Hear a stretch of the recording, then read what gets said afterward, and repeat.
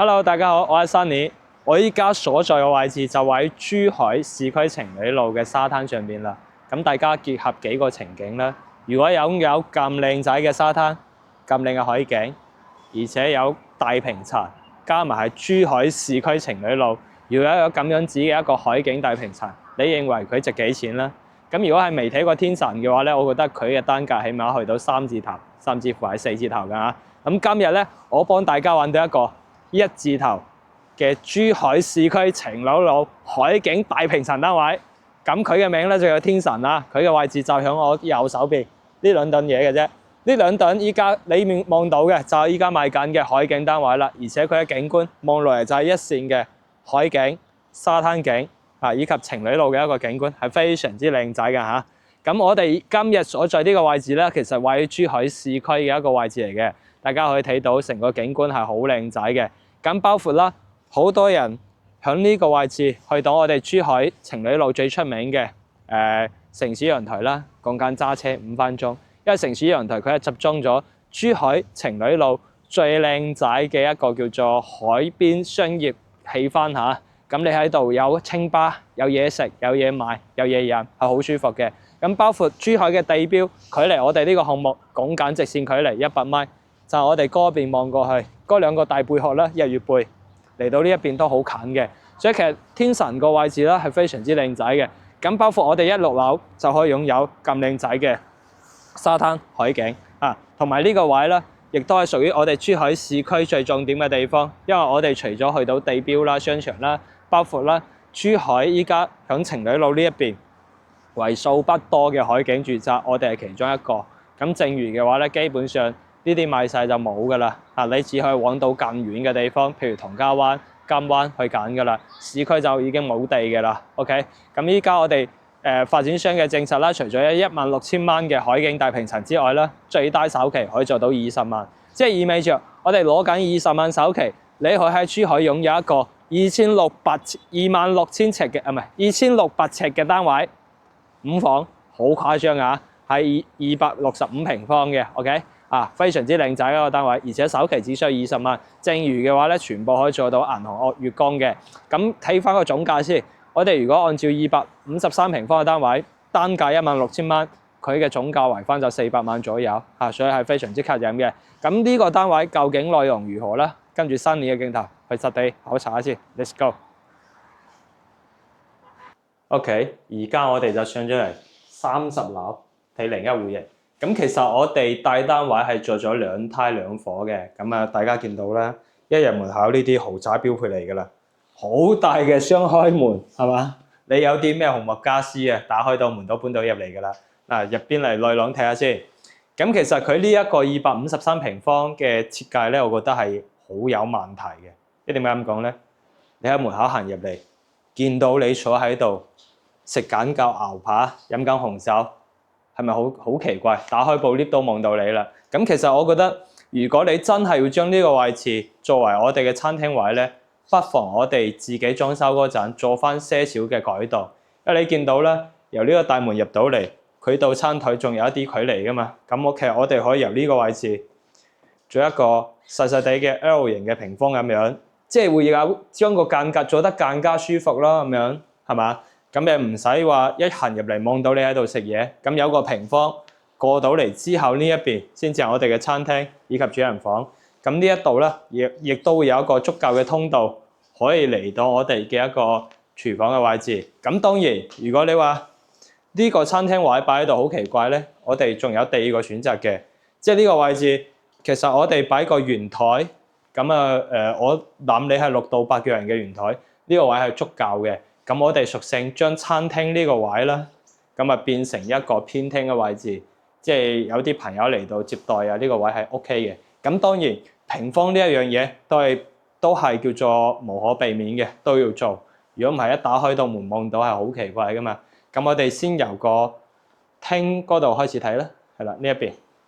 咁其實呢個客廳嚟講咧，佢就比較簡單嘅。我哋係由呢個位置開始計啊嘛。嗱，由呢一邊去到嗰一邊，一共係7.5米嘅一個大客廳，但係佢喺中間做咗一個屏風咧，就變成將成個空間分成兩個部分，咁你就冇一體化啦。睇落嘅話就冇咁舒服嘅。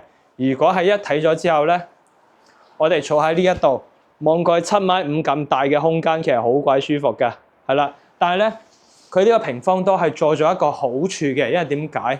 大家過嚟呢邊睇咗就知㗎啦。嗱，喺平方後邊就係我哋嘅主人房啦。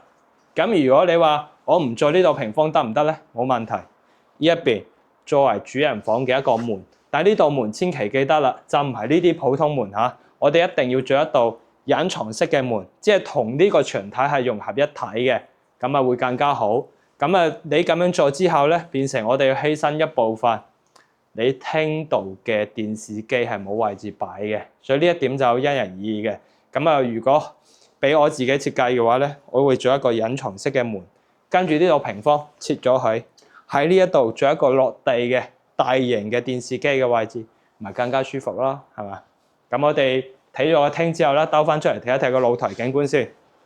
嗱，咁其實253平方咧，令到人哋最欣賞嘅就係呢個露台嘅景觀，望到珠海情侶路嘅一線海景，以及路邊嘅一個沙灘，係非常非常之舒服㗎，係啦。咁呢個景咧，我諗都值100個啦，係嘛？喺珠海情侶路嚟㗎。嗱，望到個景咧係好舒服嘅，跟住遠處嘅我哋嘅日月貝啦，以及最遠啲嘅嗰個港珠澳大橋，全部都睇到嘅，所以成個景觀係 OK 嘅嚇。咁呢個露台嘅長度咧，亦都有7.5米嘅。阿攝影師可以推一推，俾大家感受下呢一個長度7.5米嘅大長露台啊！但係個人建議，住啲咁嘅海景單位，冇必要留啲咁大嘅露台，將佢全部推出嚟呢一邊方窗處理，咁你個廳會更加大。因為依家現時嚟講咧，呢個客廳長度係夠嘅，但係佢嘅闊度咧都係爭少少。如果我哋將呢個露台推出去咧，起碼多120cm 嘅使用空間係 OK 嘅，係啦。咁我哋主人房睇咗先。嗱，記得啦，呢一度係隱藏式嘅門，入到嚟之後，主人房嘅衣帽間位置，嗱咁佢就作為一體啦嘛。你道門喺出邊啊嘛，啱唔啱啊？呢度入嚟就係主人房嘅衣帽間，咁你睇睇啲衫啊、鞋啊、包包啊、首飾啊，有個獨立嘅地方擺啊嘛，係咪先？咁出到嚟，開咗道門先啦，鎖咗添。嗱，出咗嚟喺呢個位置，其實呢道門就唔需要㗎，就喺嗰邊入嚟咁樣兜翻出嚟，就我哋主人房空間㗎啦。嗱，入到嚟呢一邊，咪成個主人房嘅空間咯，啱唔啱啊？咁主人房嘅空間咧，首先呢一度咧，就我比較中意一個浴缸，即係平時兩公婆冇咩事做咧，浸下溫，即係浸下泡池啦，飲下紅酒，係好 nice 㗎嘛，係嘛？咁望出去咧就係山景嚟㗎，跟住都係幫你哋諗到一點啦，冇必要爭廁所。你要沖涼你就自己沖，你要上廁所咧，你就自己有個位俾你上廁所嘅 ，OK 嘅。嗱，咁呢個位咧，雙星盤嘅一個設計啦，大家各自忙各自嘅，你化妝就得，我刷牙就得，冇問題嘅。咁大一塊面一塊鏡，大家 share 啫嘛，係咪先？呢一邊咧，亦都有一大排嘅衣櫃空間，可以俾你擺翻你哋嘅一個衣櫃啦，或者一啲棉被嗰啲啦，係嘛？係好夠空間嘅。因為本身我哋啱先睇到嘅嗰個衣帽間唔係咁大啊嘛。咁再睇翻我哋主人房嘅一個空間啦。嗱，首先李先生 OT 嘅地方，一坐低，日頭望到海景咧就靚嘅，夜晚黑望過去咧就黑掹掹嘅。夜晚黑我哋就拉埋個窗簾喺再辦公，好嘛？日頭你一打開個窗簾望住海景辦公係舒服嘅，係啦。咁啊再過翻嚟呢一度就係你哋嘅睡房空間啦，2米乘2米嘅大床，最緊要咧都係呢個景，好無敵，同露台嘅景觀係一模一樣。嗱，呢個就係可以顯示到俾大家睇到啦，推咗窗出去嘅後果就係咁樣，會俾你露台冇推窗嗰陣咧，望到個景會更加全，更加舒服。OK。咁我哋依家係睇咗一間主人房同埋一個廳同埋個餐廳啊嘛，依家睇一睇我哋嘅客房個位置。OK， 過翻嚟呢一度咧，我俾大家睇下。嗱，記得啦，呢個位開始嚇，第二個客廳嘅次選位置，跟住亦都有足夠空間俾你哋做翻個大酒櫃，擺幾多洋酒都得。首先有另外一點咧，你先冇喐住先，最要改動嘅地方，因為我哋無批交付，改動係必不可少嘅啦。呢個位工人姐姐間房嚟嘅，咁你冇理由佢間房打開就直望晒你嘅餐廳、客廳以及主人房啊嘛。所以我哋咧由呢條柱開始，再放長，再到呢個位置為止，係嘛？咁阿姐姐翻到自己間房嗰陣咧，係行過呢條走廊先入到去噶嘛。咁佢又唔使望到你，你又唔使望到佢。跟住呢一度咧會有一道門嘅，咁呢道門就係我哋成個廚房以及洗衣房嘅位置㗎啦。咁大家可以入翻嚟，呢度就係廚房嘅空間啦。咁呢個廚房係工人姐姐嘅天地嚟㗎啦，所以呢道門係俾佢用嘅，你就唔使理㗎啦。再出翻去呢個位咧，就有一個細露台，擺翻我哋嘅洗衣機、烘乾機嘅，即係都係屬於佢嘅，所以一定要咁樣做個改動。如果唔係嘅話，其實好尷尬。啲客人過到嚟見到第一間房就係你嘅姐姐房，其實唔係幾好嘅嚇。再入翻嚟你哋嘅休息區，呢一間房間啦，就係可以俾小朋友去使用啦。成個空間係非常之大嘅，但係佢就冇海景啊。呢一個係望到我哋嘅山景嘅。OK， 嗱呢一邊就係公共洗手間嘅位置，呢邊係啦。馬桶入去仲有一個沖涼區嘅，我俾大家睇下。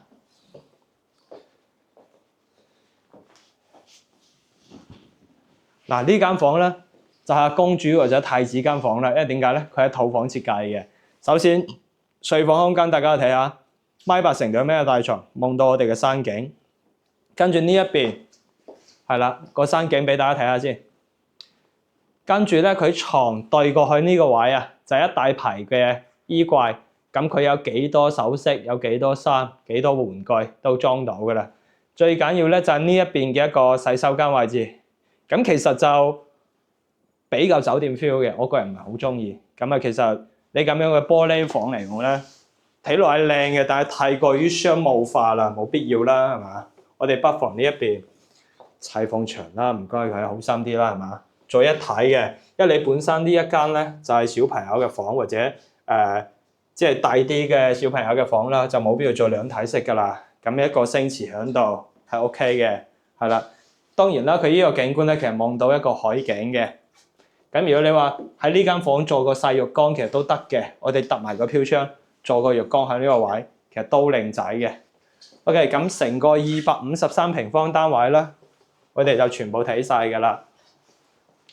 咁啊，一陣間都會俾大家睇一睇6樓以及7樓嘅一個景觀有邊啲唔同，因為佢嘅價差係比較大嘅嚇。Let's go。OK， 依家我哋就過嚟6樓睇一睇佢嘅景觀如何嘅，跟住鏡頭睇。嗱，呢一邊就6樓嘅一個露台啦，出翻嚟望到海景，其實事實冇35樓咁高，望到咁全嘅。但係咧，你哋有冇發覺一點？我哋望過去啦，加埋呢一個日月背會更加清晰、更加清楚，因為佢近啊嘛，你冇咁高啊嘛，啱唔啱啊？跟住落邊我哋成個樹木啦，以及沙灘啦都望到嘅。係舒服嘅，但會有啲朋友可能覺得6樓咁矮，路邊係馬路，咁會好嘈噶嘛。咁其實我哋到期時咧可以封露台嘅，封咗佢之後咧你就發覺冇呢個問題噶啦。咁我哋6樓嘅景觀就係咁上下啦。咁啊，接下嚟再上翻去35樓，同大家做翻個總結。Let's go。OK， 咁6樓嘅景觀我哋睇完啦，大家覺得6樓嘅景觀如何啦？咁其實新年睇落嘅話，覺得6樓嘅景觀都 OK 嘅，唔係想像中咁差。咁啊，對比翻我哋而家35樓呢個景觀咧，我覺得大家各有各嘅優勢啦。如果你高啲，望到嘅景係好遠好長嘅，但係如果我哋矮些少咧，路邊嘅園林我哋都望得舒服嘅嚇。咁當然啦，會有啲朋友話：喂，6樓望到馬路喎。咁其實講真一句，我哋呢個窗都會推出嚟嘅。咁我哋做一個雙層撈衣玻璃啦。佢嘅隔音效果、降音效果係好好嘅，所以呢一點就唔使過分去擔心佢，係啦。咁其實我覺得就睇你自己嘅啫，因為始終我哋8樓以下同埋8樓以上佢嘅價差係比較遠㗎嚇。咁我同大家講翻個比例啦，如果係揀6樓呢一隻單位253平方嘅，我哋講緊16000左右嘅單價，即係總價為翻就400幾萬，係嘛？咁如果我哋揀翻35樓呢一個單位253平方嘅，咁啊〜要去到38000左緊嘅，咁佢嘅價錢又去到幾多咧？800幾900萬嘅啦，即係你中間相差咗差唔多成大500萬，其實就因為一個景觀問題，你覺得有冇必要咧？即係呢個就睇大家個人嘅啫。咁當然啦，亦都會有啲人話，我寧願花多啲錢，選擇一個更加好、更加靚嘅景觀。咁呢個當然啦，睇自己㗎嚇。咁係啦，咁再加上我哋天神呢個位，其實我哋係對比緊邊幾個樓盤啦。首先就我哋附近嘅鳳凰海域啦。